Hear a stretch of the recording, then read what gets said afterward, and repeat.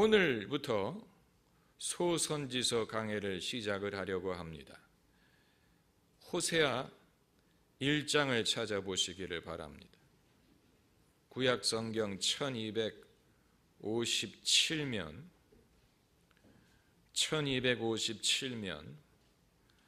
앞으로는 페이지 숫자를 말씀 안 드릴 테니까 호세아서는 대선지서에서 소선지서로 넘어갈 때 제일 처음에 등장하는 책입니다.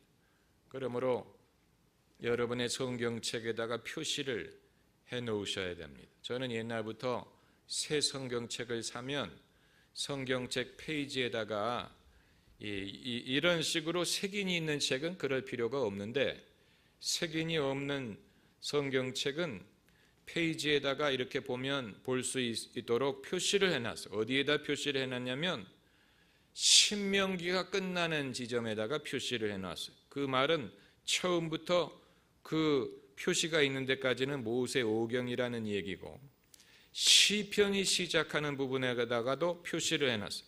그래서 그 부분이 성경책의 중심이, 시편이 거기 있다는 얘기.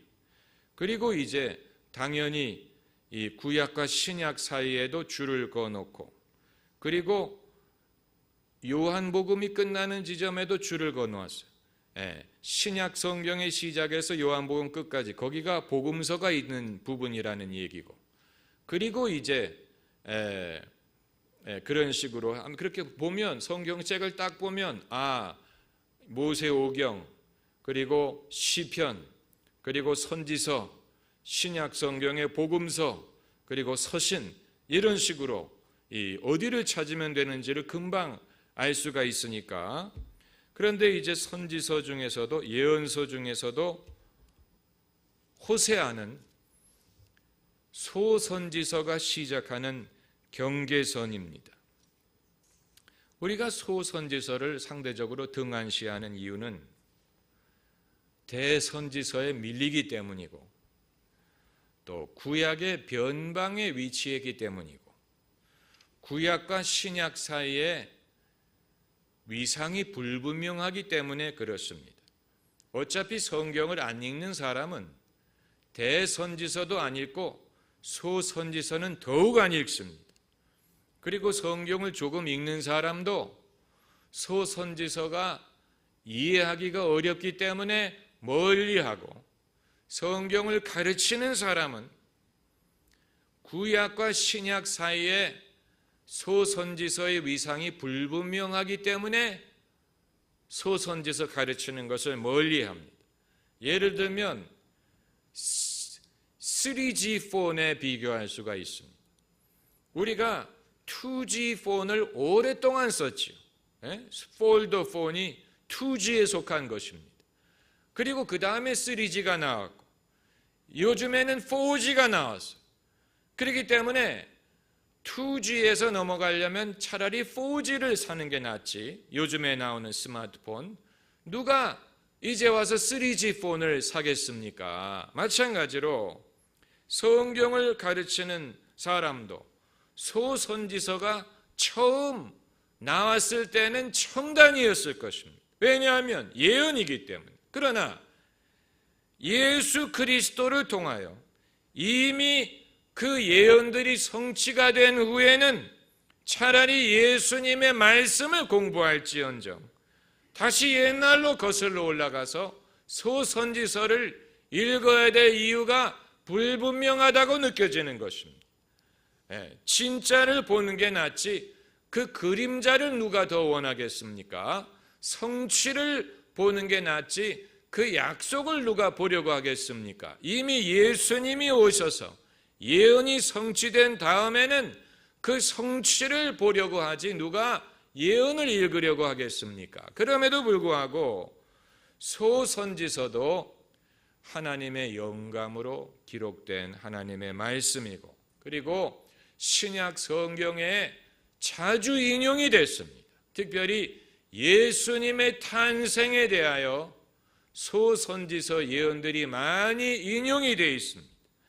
예수님이 유대 땅 베들레헴에서 탄생하시리라는 예언이 미가서에 나왔고, 또 애굽에서 나의 아들을 불렀다라는 예언이 호세아서에 있고, 또 예수님이 나귀 새끼를 타고 예루살렘에 들어가시리라는 예언이 스가랴서에 있습니다. 이처럼 예수님 생애에 여러 일들이 소선지서에 예언이 돼 있었습니다. 그래서 우리도 이제 소선지서를 공부를 해보려고 하는데 몇 가지 주의사항부터 말씀을 드리고 시작을 하려고 합니다. 이것은 예언에 대한 주의사항입니다. 선지서가 예언서이기 때문에 예언에 대하여 우리가 몇 가지 주의사항을 먼저 생각을 해볼 필요가 있습니다. 첫째는 예언을 섣불리 하지 말라는, 특별히 사회나 교계에 대한 예언은 섣불리 하면 안 됩니다. 회개 설교를 하려는 사람이 18번으로 인용하는 성경 구절이 탕자의 비유인 것처럼 사회에 대해서 비판하려는 사람들이 18번으로 인용하는 것이 소선지서예요. 그러다 보니까 웬만큼 잘하지 않으면 이미 우리가 많이 듣고 식상한 내용을 하기가 쉬워. 정말로 하나님의 감동을 받아서 잘하는 것이 아니면 탕자의 비유를 본문으로 하는 설교 얼마나 많이 우리가 들었습니까? 웬만큼 잘하지 않으면 섣불리 인용할 수 있는 성경 구절이 아닌 것처럼 사회에 대한 비평, 교계에 대한 비평도 우리가 얼마나 많이 들었는지 몰라요. 우리가 술술 외우는 그런 비평이 있습니다. 한국 교회가 숫자는 많은데 질적으로 부족하다든가, 일본은 한국보다 기독교인들 숫자가 월등히 적은데도 세계적인 신학자들을 배출했는데 한국의 교회는 세계적인 신학자를 배출하지 못했다는 등, 이런 비평은 우리가 하도 많이 들어서 외울 정도입니다. 만일 그런 비평을 하려거든 차라리 안 하는 게 나아요. 정말로 하나님이 정말로 주시는 말씀이라면 모르지만 그게 아니고 그냥 비판적인 나의 심경을 말하기 위한 것이라면 섣불리 소선지서를 인용해서 사회의 불평등이라든가 부조리라든가 사회의 죄악이라든가 문제라든가 이런 것을 섣불리 비판을 하려면 제대로 잘하든가 아니면 안 하는 게 낫습니다. 정말로 대한민국 사회나 교계에 대해서 깊은 기도를 해보고 하나님이 주시는 말씀을 들었다면 모르지만 그게 아니고 남들이 쉽게 하는 이미 우리가 식상한 말을 되풀이하는 것은 필요가 없다는 얘기입니다. 기독교 신문들이 많이 있어요. 국민일보뿐만이 아니고 교단마다 발행하는 많은 이 신문들이 있는데 그 신문을 보면 제가 기독교 신문을 잘 안 읽는 이유가 명세기 신문인데 거기에 실은 글의 90%가 설교예요. 사설도 설교고 칼럼도 설교고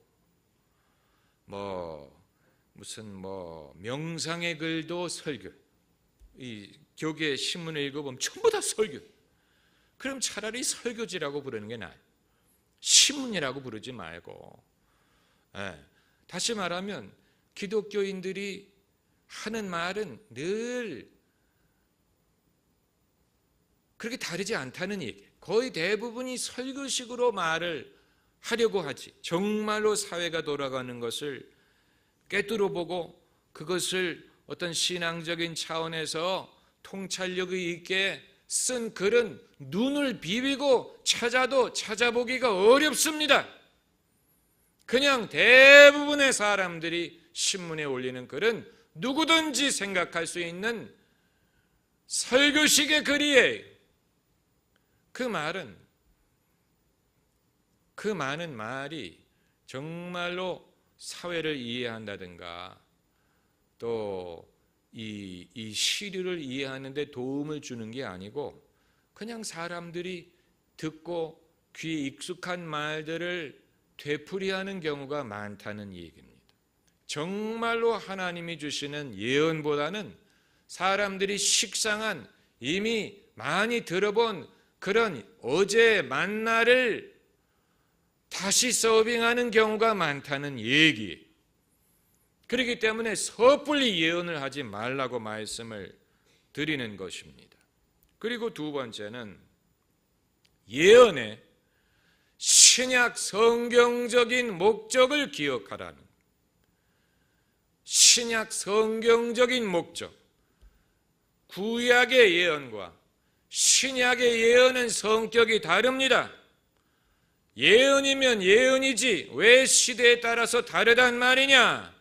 그 이유는 구약 시대와 신약 시대의 가장 큰 차이점이 무엇입니까? 예수님이 오셨다는 사실. 예수님이 오셨기 때문에 예수님이 오시기 이전과 예수님이 오신 이후에 예언의 성격이 달라요. 그 이유는 예수님이 오신 다음에 예수님을 능가할 예언이 없습니다. 예수님이 하신 말씀에 추가할 예언이 없습니다. 모든 예언과 모든 예언자는 예수님에게 종속이 되어야 되고 예수 그리스도를 증거하고 예수 그리스도를 높이고 예수 그리스도를 영화롭게 하지 않는 예언은 거짓 예언이고 그러지 않는 예언자는 거짓 선지자. 그 차이점을 아시겠죠? 예수님이 오셨다는 사실, 그 사실 때문에 신약 시대의 예언은 예수님을 능가할 수 없습니다. 예수님이 하지 않은 추가의 계시를 전할 수 있는 게 아니에요.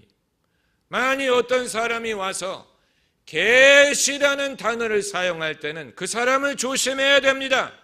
왜냐하면 그것은 이미 예수 그리스도와 신약 성경으로 완료된 하나님의 계시에다가 추가하는 것이 될 수가 있기 때문에 그렇습니다.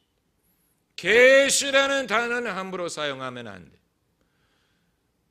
농담으로라도 그런 말은 함부로 사용하면 안 됩니다. 계시를 받았다느니 계시를 받은 게 아니고 감동을 받은 거예요. 성령이 우리 안에 거하셔서 감동을 하실 수는 있지만 계시를 하게 하는 건 아니에요. 계시란 말은 성경을 기록하게 할 만한 동일한 권세가 아니라면 계시라는 말을 쓸 수가 없어요. 계룡산에서 몇 번 금식을 했더라도 계시를 할 수 있는 게 아닙니다.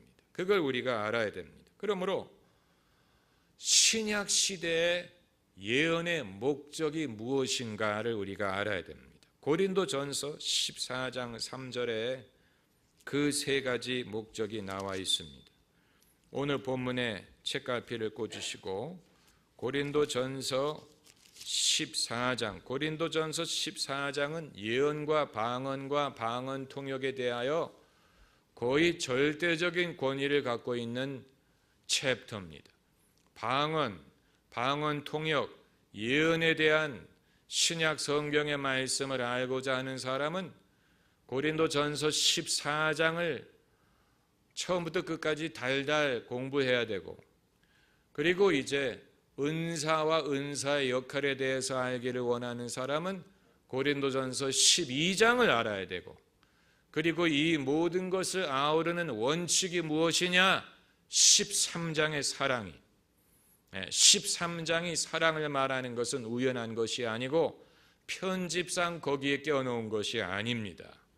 그런데 14장 3절을 보면 함께 읽읍시다. 그러나 예언하는 자는 사람에게 말하여 덕을 세우며 권면하며 아니하는 것이요. 예언을 하는 자는 누구에게 말한다고 했습니까? 사람에게 말한. 왜 사람에게 말한다라는 말을 했느냐? 방언과 비교하기 위해서입니다. 방언은 하나님에게 말하는 것입니다. 예언은 사람에게 말하는 것. 결정적인 차이죠. 방언은 사람에게 하는 게 아니고 하나님에게 하는 거예요. 하나님에게 하는 말이 내가 못 알아들어도 괜찮아요. 하나님에게 내 영혼이 기도하는 것이기 때문에. 그렇기 때문에 방언 통역도 제대로 된 통역이라면 하나님에게 하는 식의 말이 나와야지. 많은 사람들이 방언 통역한다고 하면서 예언을 해요. 그건 방언 통역이 아니에요. 방언은 하나님에게 말하는 것입니다. 그러므로 방언을 통역할 때 하나님에게 말하는 말을 해야지. 예언을 하면 그건 방언 통역이 아니죠. 반대로 예언은 사람에게 하는 말. 세 가지 목적. 덕을 세우며 권면하며 안위하는, 이것이 신약 성경적인 예언의 목적이에요. 이 세 가지를 벗어나는 것은 서투른 예언이고 사람의 생각을 말하는 경우일 경우가 많아요. 누가 여러분에게 예언을 한다고 했는데 그걸 듣고 나서 마음이 괜히 찜찜해. 그럼 그건 성령이 주신 예언이 아닐 가능성이 많습니다. 왜냐하면 성령이 주시는 예언은 덕을 세우고 권면하고 안위해요. 안위한다는 말은 위로한다는 말. 누가 예언을 나한테 해줬는데 위로가 안 돼. 마음이 어수선해, 찜찜해. 그건 예언이 아닐 가능성이 많아요. 누가 나에게 예언한다고 했는데 괜히 마음이 두려워져요. 그건 예언이 아니에요. 이 세 가지 기준을 놓고 진짜 예언과 가짜 예언을 분별할 수가 있는, 세 가지 목적을 이루느냐, 덕을 세우느냐, 그 말은 유익이 되느냐는 말. 내 영혼과 믿음에 유익이 되느냐, 그리고 권면, 격려가 되느냐, 힘을 주느냐, 용기를 북돋아 주느냐, 그리고 안위, 위로가 되느냐.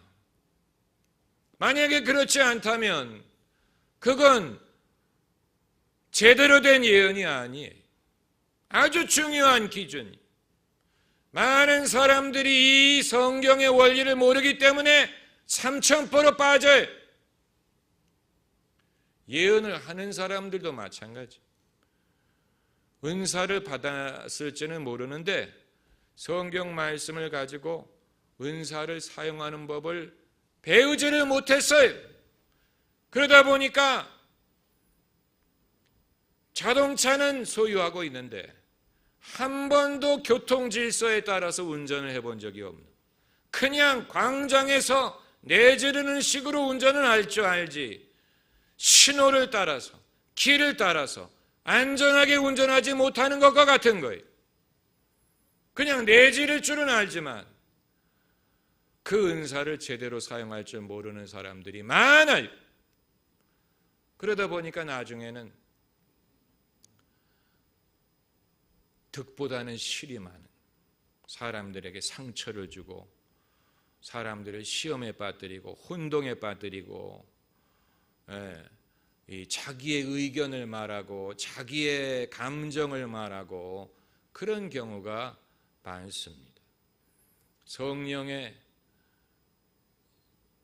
열매 중에 마지막 열매가 무엇입니까? 절제, self-control. 우리가 성령의 능력을 사용하고 은사를 사용할 때 절제하는 법을 배워야 돼요. 절제라는 것은 무슨 말을 절제한다든가 무슨 감정을 절제한다든가 무슨 욕정을 절제하는 데만 사용하는 게 아니고 하나님의 일을 할 때도 절제하는 법을 배워야 되고 설교하다가도 절제하는 법을 배워야 되고 전도할 때도 절제하는 법을 배워야 되고 절제하는 법을 배워야 돼. 절제하지 않으면 좋은 것이 오히려 그르칩니다. 하나님이 좋은 것을 주셨는데 절제하지 않으므로 그것이 좋은 결과를 낳지 못하는 경우가 많아요. 그리고 이제 세 번째 주의사항은 예언을 한다고 괴짜가 되지 말라. 구약의 선지자들 중에는 괴짜들이 많았습니다. 엘리야가 대표적인 예입니다. 엘리야는 사는 방식이 괴짜였어요. 입는 옷도 그렇고 생계를 해결하는 방법도 그렇고 아침 저녁으로 까마귀가 날아와서 먹을 것을 갖다 줬으니까 얼마나 괴상한 사람입니까?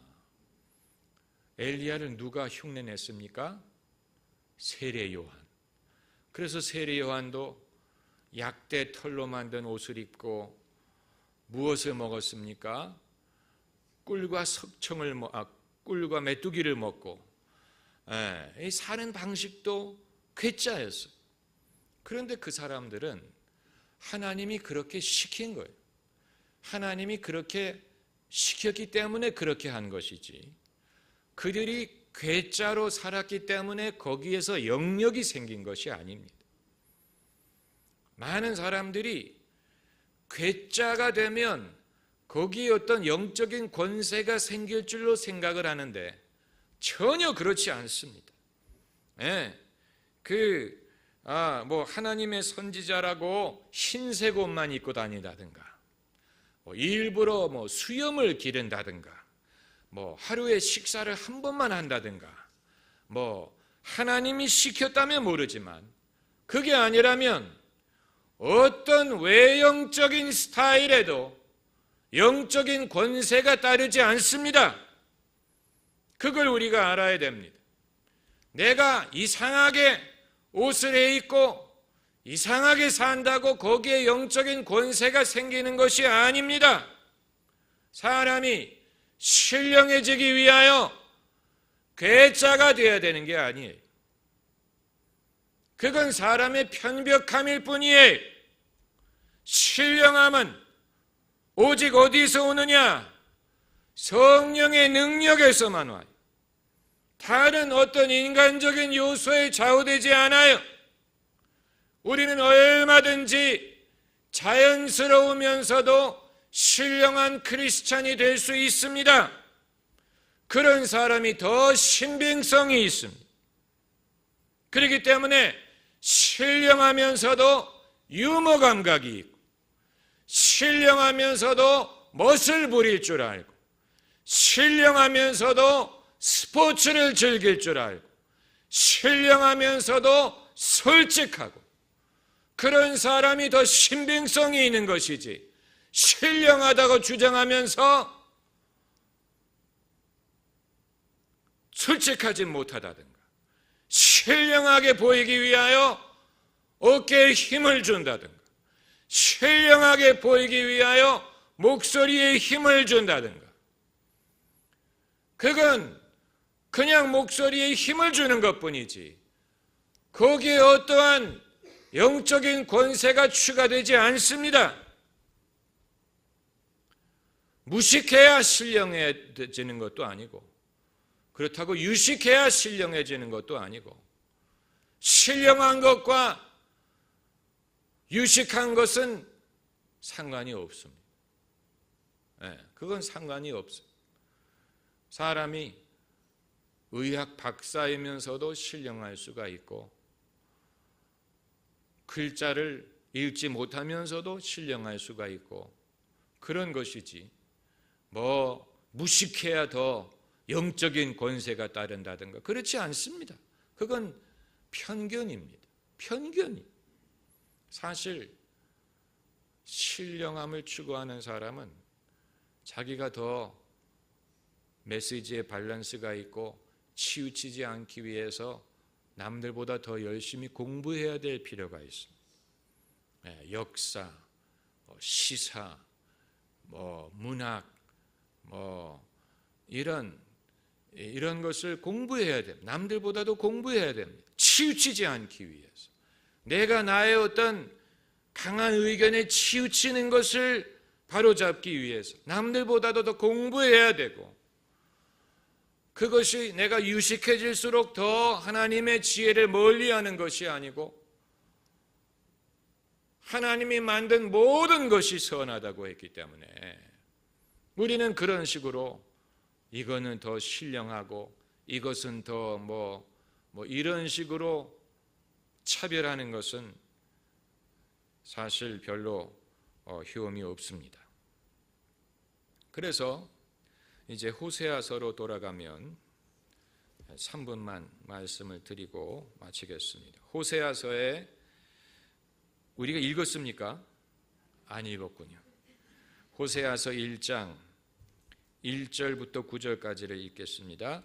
우시야와 요담과 아하스와 히스기야가 이어 유다 왕이 된 시대 고 요아스의 아들 여로보암이 이스라엘 왕이 된 시대에 부엘리의 아들 호세아에게 임한 여호와의 말씀이라. 여호와께서 비로소 호세아로 말씀하시니라.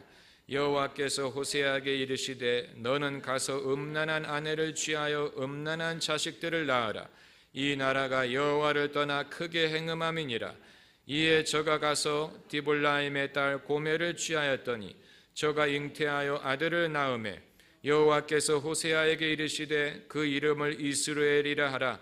조금 후에 내가 이스라엘의 피를 예후의 집에 갚으며 이스라엘 족속의 나라를 폐할 것임이니라. 그날에 내가 이스라엘 골짜기에서 이스라엘의 활을 꺾으리라 하시니라. 고멜이 또 잉태하여 딸을 낳으매 여호와께서 호세아에게 이르시되 그 이름을 로루라하마라 하라. 내가 다시는 이스라엘 족속을 긍휼히 여겨서 사하지 않을 것임이니라. 그러나 내가 유다 족속을 긍휼히 여겨 저희 하나님 여호와로 구원하겠고 활과 칼이나 전쟁이나 말과 마병으로 구원하지 아니하리라 하시니라. 고멜이 로루하마를 젖된 후에 또 잉태하여 아들을 낳으매 여호와께서 이르시되 그 이름을 로암미라 하라. 너희는 내 백성이 아니요 나는 너의 하나님이 되지 아니할 것임이니라. 하나님이 호세아에게 세 가지 방법으로 당신의 메시지를 전하셨습니다. 첫 번째는 직설적인 말씀. 여호와께서 비로소 호세아로 말씀하시니라. 그 말은 호세아를 통하여 말씀하셨다는 것이죠. 직설적으로 말씀하십니다. 그런데 거기서 그치지 않고 두 번째는 삶의 방식을 통하여 말씀하셨습니다. 호세아로 하여금 음란한 여자를 아내로 취하여 음란한 자식을 낳으라고 하셨어요. 호세아가 성직자로서 그런 일을 할 사람이 아닌데 하나님이 명하셨기 때문에 그대로 순종을 했어요. 호세아에게 일어난 삶의 경험이 하나님이 이스라엘에게 주시는 메시지였어요. 호세아의 아내가 그러한 여성이었던 것처럼 이스라엘 민족이 하나님 앞에 영적인 간음을 저질렀다는 것을 보여주시기 위하여 호세아의 인생의 경험을 통하여 하나님이 말씀을 하셨고, 그리고 세 번째는 사람의 이름을 통하여 말씀하셨어요. 그래서 두 번째 아기의 이름이 무엇입니까? 로루하마. 그 말은 긍휼히 여김을 받지 못한다, 그런 내용의 이름을 지어주셨어요. 그러니까 그 딸의 이름을 부를 때마다 긍휼히 여김 받지 못한다, 긍휼히 여김 받지 못한다, 그 이름이 메시지. 그리고 세 번째 아이의 이름이 뭡니까? 로암미. 그 말은 내 자식이 아니다. 어떻게 자식을 낳고 자식의 이름을 너는 내 자식이 아니다. 그게 하나님이 주시는 메시지에 너희는 내 자식이 아니다. 하나님이 이스라엘에게 그런 말씀을 하신다. 세 가지 방식. 하나님이 한 가지 방법으로 말씀하실 수도 있는데 한 가지 방법이 아니고 세 가지 방법으로 동일한 메시지를 전달하셨어요. 하나님의 방식이 이렇습니다. 하나님은 한 가지 방법으로 말씀하실 수 있지만 두세 가지 방법으로 그것을 확인하시는 분. 성경에 증인의 숫자가 무엇입니까? 둘이나 셋. 그래서 예수님이 부활하셨을 때도 3명의 여자가 그 무덤에 찾아가고 또 이 미문가에 앉은 뱅이가 일어났을 때도 베드로와 요한이 두 사람이 성전에 들어가다가 그 기적을 경험했고 하나만 가지고 이 어떤 메시지를 전달하기보다는 하나님은 그것이 정말 하나님의 말씀이라면 두세 가지 방법으로 컨펌을 하기를 원하십니다. 우리가 우리를 향한 하나님의 뜻을 확인하려고 할 때에도 많은 사람이 꿈 한 번 꾸고 그게 하나님의 뜻이라고 결론을 내린다든가 어떤 선지자가 와서 예언을 해준 거 하나를 듣고 그게 하나님의 뜻이라고 결론을 내리는 경우가 많은데 정말 하나님이 주시는 말씀이라면 두세 가지 방법으로 서로 다른 방법, 그러니까 이름, 또 삶의 경험, 직설적인 말씀, 이게 전부 다 종류가 다르지 않습니까? 종류가 다른 방법으로 동일한 메시지라는 것을 컨펌을 해주십니다. 그것을 통해서 우리가 확신할 수가 있고 확인할 수가 있어요. 한 가지 방법으로 결론을 내리려고 하면 안 돼요. 하나님이 그리고 하나님의 메시지는 그 메시지만 가지고 판단할 수 없고 거기에 담겨져 있는 당신의 마음을 알아야 그것을 알아들을 수가 있습니다. 이 자식의 이름을 긍휼을 받지 못한 자, 너는 내 자식이 아니다. 그것만 표면적으로 보면 하나님이 우리를 버렸구나. 이제 하나님이 우리를 떠났구나. 끝났구나. 이렇게 결론을 내리지만 하나님이 못하러 호세아로 하여금 이렇게까지 가서 결혼을 하고 애를 낳고 애 이름을 지으라고 그렇게 하나님이 수고를 하실 정도로 그렇게 하실 때에는 거기에 담겨져 있는 하나님의 마음이 무엇입니까? 하나님이 너는 내 자식이 아니야. 너는 너 몰라. 이렇게 말씀을 하실 때 거기에 담겨진 하나님의 말씀이 있는, 정말로 하나님이 우리를 버린다면 그런 말씀도 안 합니다.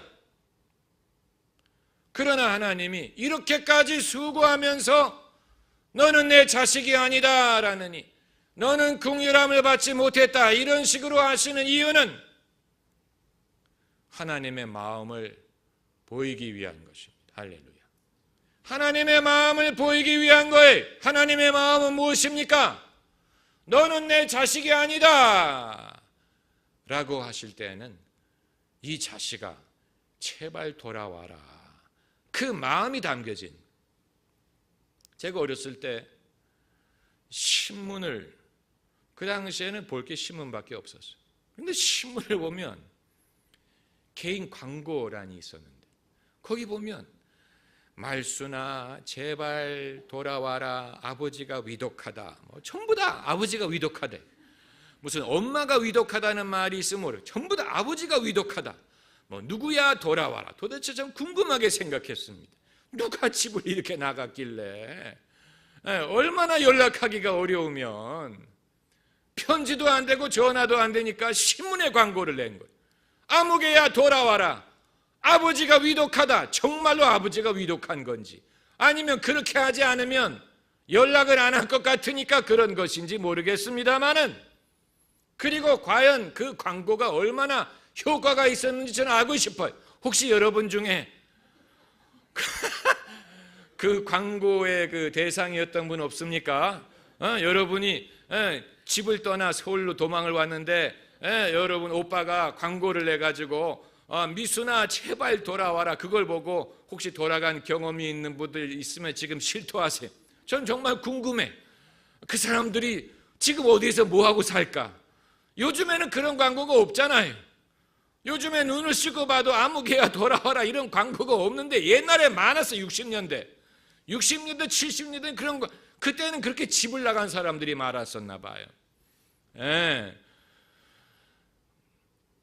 주님의 마음이 담겨져 있는 것입니다. 너는 내 자식이 아니야. 그건 자식에게는 할 수 있는 말이에요. 자식이 아니라면 그런 말도 안 합니다. 그냥 문 닫고 불을 꺼버리면 돼버리죠. 자식이기 때문에 너는 내 자식이 아니다. 이런 식으로 주님이 말씀하셔요. 우리가 소선지서를 읽을 때 왜 하나님이 이 많은 사람들을 동원해서 말씀을 하셨느냐? 그걸 알아야 그 말씀을 이해하고 거기에 담겨진 주님의 참된 마음을 알 수가 있는 것입니다. 할렐루야. 기도하십시다.